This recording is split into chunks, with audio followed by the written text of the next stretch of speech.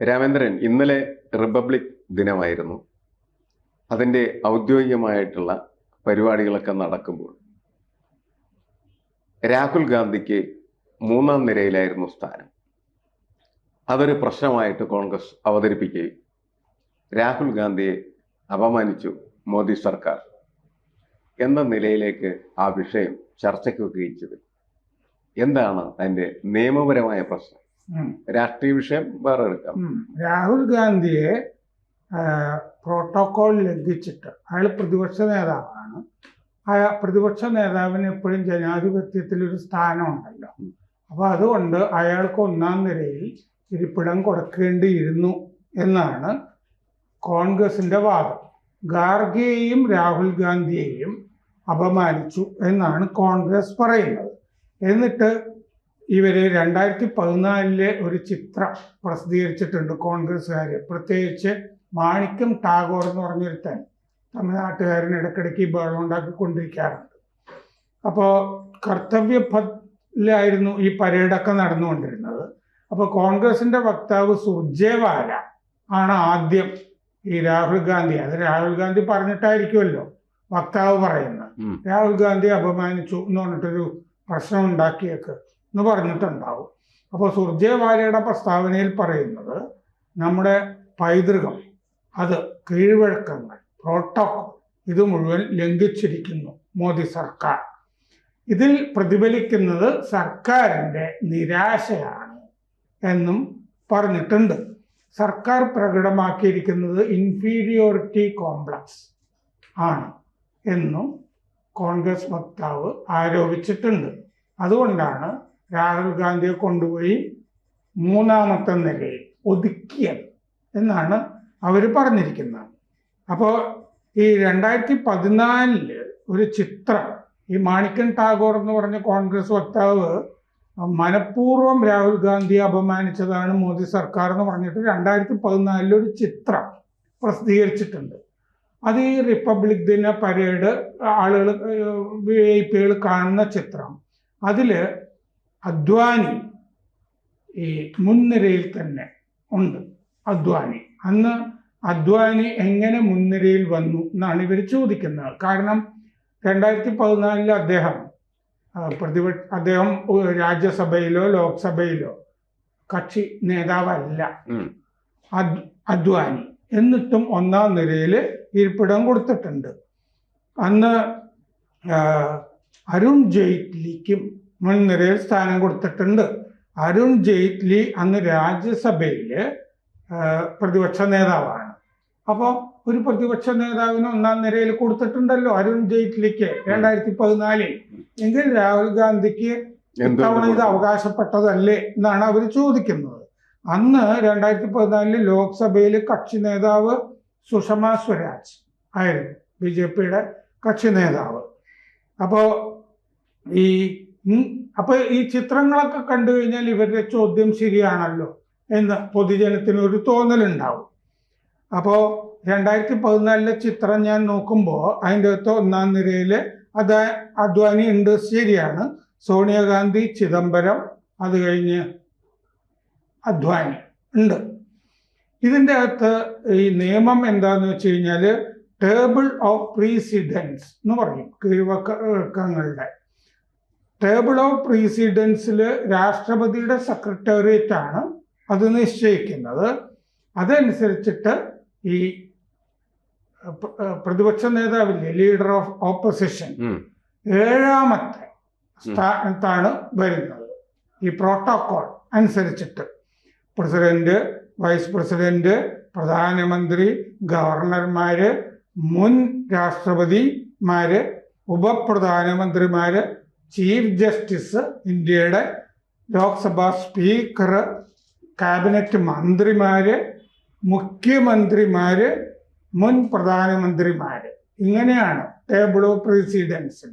ഇതിൽ 7ാം സ്ഥാനത്താണ് വരുന്നത്.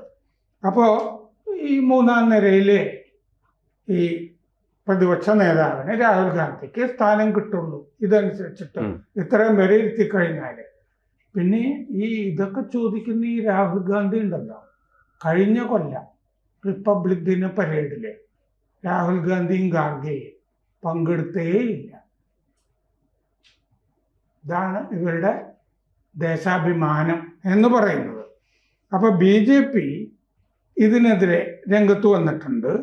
BJP പറഞ്ഞത് എന്താന്ന് വെച്ച് കഴിഞ്ഞാല്, കർത്തവ്യ പഥില് ഇന്ത്യക്കാര് ആ പരേഡില് ബ്രഹ്മോസ് മിസൈലിനെ ആഘോഷിക്കുമ്പോൾ രാഹുൽ ഗാന്ധി മൊബൈലിൽ കുത്തിക്കൊണ്ടിരിക്കുകയായിരുന്നു എന്നാണ് പറഞ്ഞിരിക്കുന്നത്. അപ്പോൾ അതിൻ്റെ ചിത്രങ്ങളൊക്കെ ആളുകൾ എടുത്തിട്ടുണ്ട്. അതിൽ നിന്ന് ശ്രദ്ധ തിരിക്കാൻ വേണ്ടി ഇപ്പോൾ ഇങ്ങനെ ഒരു ആരോപണം അനാവശ്യമായിട്ട് ഉന്നയിക്കുകയാണ് എന്ന് BJPയുടെ വക്താവ് പ്രദീപ് ഭണ്ഡാരി ഇതിന് മറുപടി പറഞ്ഞിട്ടുണ്ട്.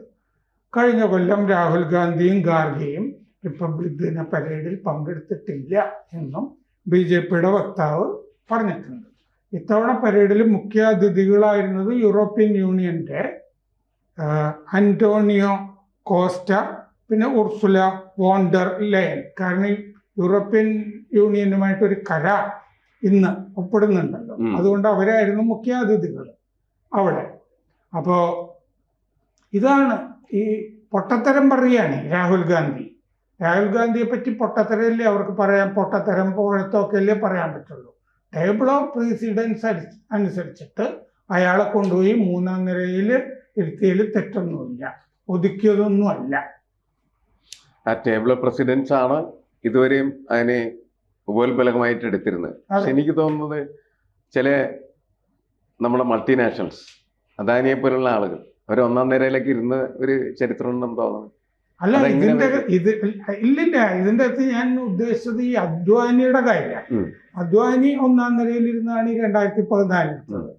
ഇതിന്റെ അകത്ത് ചില സമയത്ത് ഈ 1ാം നിരയിൽ ഇരിക്കേണ്ട ആളുകളൊക്കെ ഇതിൽ പങ്കെടുക്കാതെയൊക്കെ പോയാ അത്തരം ഘട്ടങ്ങളിലൊക്കെ ആയിരിക്കും അദാനി, ജെയ്റ്റ്ലി ഒക്കെ 1ാം നിരയിൽ 2014 സ്ഥാനം കിട്ടി എന്നൊക്കെ പറഞ്ഞ് രംഗത്ത് വന്നിരിക്കുന്നത്. ചിത്രങ്ങൾ നമ്മൾ നോക്കിയാൽ അത് വ്യത്യസ്തമായ ചിത്രങ്ങൾ, ചിലപ്പോൾ വല്ല സിനിമാ താരം അമിതാഭ് ബച്ചനും ഒക്കെ വന്നിരുന്നിട്ടൊക്കെ ഉണ്ടാകാം. ഇങ്ങനെ പല കാര്യങ്ങളൊക്കെ. അതായത് ഒരു ലിസ്റ്റ് പ്രസിദ്ധീകരിക്കുമ്പോൾ അതിന്റെ നിയമപരമായിട്ടുള്ള രീതി അനുസരിച്ചിട്ട് അതിനാണ് ഈ ലിസ്റ്റ് ഓഫ് പ്രൊസീഡിങ്സ് എന്ന് പറയുന്നത്. അപ്പൊ അത് വെച്ച് നോക്കുന്ന സമയത്ത് ഇങ്ങനെ ആകാം. 3ാം നിരയിലോ ചിലപ്പോൾ 4ാം നിരയിലോ വേണേയൊക്കെ പോവാം. കാരണം ഇവരുടെ എണ്ണം കൂടുന്നതിനനുസരിച്ച് കൂടുതലനുസരിച്ച് ചിലപ്പോൾ മുൻ രാഷ്ട്രപതിമാര് ജീവിച്ചിരിക്കുന്നവരൊക്കെ വരുന്നു എന്നിരിക്കട്ടെ, മുൻ പ്രധാനമന്ത്രിമാര് മുഴുവൻ വന്നു എന്നിരിക്കട്ടെ. അപ്പൊ ഈ 1ഉം 2ഉം നിരയൊക്കെ നടന്നു പോവില്ലേ? അത് നോക്കണ്ടേ? പ്രോട്ടോകോൾ അനുസരിച്ചിട്ടാണ് ഇത് ചെയ്തിരിക്കുന്നത്. വെറുതെ ആരോപണം ഉന്നയിക്കുകയാണ്. പിന്നെ രാഹുൽ ഗാന്ധി ഇൻഫീരിയോറിറ്റി കോംപ്ലക്സ് BJPക്കാർക്ക് ഉണ്ട് എന്ന് പറഞ്ഞത് എനിക്ക് മനസ്സിലായില്ല. എന്ത് അല്ല, അത് പൊളിറ്റിക്കലായിട്ട് ഒരു ഇന്നലെ റിപ്പബ്ലിക് ദിന പരേഡില് മുമ്പ് ഈ ഓപ്പറേഷൻ സിന്ദൂറില് പാകിസ്ഥാൻ വെടിവെച്ചിട്ടു എന്ന് അവകാശപ്പെട്ട റഫേൽ വിമാനം ഇല്ലേ, ആ വിമാനം ഇന്നലെ പറന്നു. അവർ വെടിവെച്ചിട്ടു എന്ന് അവകാശപ്പെട്ടിരുന്ന റഫേൽ വിമാനം നമ്മൾ പറത്തി. നമുക്കെന്ത് ഇൻഫീരിയോറിറ്റി കോംപ്ലക്സ് ഇല്ലേ? ഓപ്പറേഷൻ സിന്ദൂർ നമ്മൾ വൻശക്തിയായിരിക്കുകയാണ് മോദിയുടെ. അല്ല, പാകിസ്ഥാനും ഇന്ത്യയും തമ്മിൽ നടന്ന യുദ്ധത്തിന് ശേഷം അതിൻ്റെ ഒരു പൊസിഷൻ ഡിഫറൻസ് നന്നായിട്ട് മാറിയിട്ടുണ്ട്. നേരത്തെയൊക്കെ പല യുദ്ധങ്ങളും നടക്കുമ്പോൾ പാകിസ്ഥാനും ഇന്ത്യയൊക്കെ ഒരു ഈക്വൽ പൊസിഷൻ ആണെന്ന് കണക്കാക്കപ്പെട്ടിരുന്നു. ഈ യുദ്ധത്തിന് ശേഷം അങ്ങനത്തെ സംഭവമില്ല. അല്ല, ഇൻഫീരിയോറിറ്റി കോംപ്ലക്സ് മോദിക്കല്ലല്ലോ, ഈ രാഹുൽ ഗാന്ധിക്കല്ലേ വേണ്ടേ? ജയിക്കുന്നില്ലല്ലോ. എല്ലാ തെരഞ്ഞെടുപ്പുകളിലും നിയമസഭാ തെരഞ്ഞെടുപ്പുകളിലും തോറ്റില്ലേ? അല്ലേ? ഇൻഫീരിയോറിറ്റി കോംപ്ലക്സിന്റെ ഒരു മൂർത്ത രൂപമായിട്ടല്ലേ രാഹുൽ ഗാന്ധി നിൽക്കുന്നത്. പിന്നെ ഇവർക്കാണ് ഇൻഫീരിയോറിറ്റി കോംപ്ലക്സ് എന്ന് കോൺഗ്രസ് പറഞ്ഞതിൽ എന്തർത്ഥം? അല്ല, ഇക്കൊല്ലം 3ാം നിരയിൽ വന്നത് ഒരു ഭാഗ്യമാണെന്ന് വിചാരിക്കുക. അടുത്ത കൊല്ലം ആകുമ്പോ ചിലപ്പോ 4ാം നിരയോ 5ാം നിരയോ ആയാലും എന്ത് ചെയ്യും?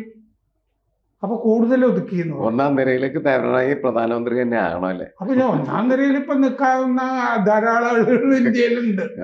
അപ്പൊ അതുകൊണ്ട് കാരണം BJP ജയിക്കും തോറും BJPയുടെ ആളുകൾ 1ാം നിരയിലും 2ാം നിരയിലും 3ാം നിരയിലും ഒക്കെ ഫില്ല് ചെയ്ത് പോകുന്നു. പൊളിറ്റിക്കൽ വിക്ടറിയാണ് ഇതിന് ആവശ്യം. അതെ, അത് കഴിഞ്ഞാൽ മാത്രമാണ്. അതെ, 1ാം നിരയിൽ വരണമെന്നുണ്ടെങ്കിൽ ആൾക്ക് രാഷ്ട്രീയ വിജയം വേണം. അതല്ലെങ്കിൽ അയാൾ ഈ ബാക്ക് ബെഞ്ചറായി പോവും. ഈ കുറഞ്ഞ മാർക്ക് കിട്ടുന്ന കുട്ടികള് പുറകിലത്തെ ബെഞ്ചിൽ പോവില്ലേ? രാഹുൽ ഗാന്ധി ഒരു എറ്റേണൽ ബാക്ക് ബെഞ്ചറാണ്, നിതാന്ത പിൻ സീറ്റുകാരനാണ് ഈ രാഹുൽ ഗാന്ധി. ആ ഓർമ്മ വേണം കോൺഗ്രസ്സുകാർക്ക്. അത് തിരുത്തട്ടെ രാഷ്ട്രീയമായിട്ടായി. കൂടുതൽ വാർത്തകളും വിശേഷങ്ങളും നിങ്ങളിലേക്ക് എത്താൻ ABC മലയാളം സബ്സ്ക്രൈബ് ചെയ്യുക, ബെൽബട്ടനും അമർത്തുക.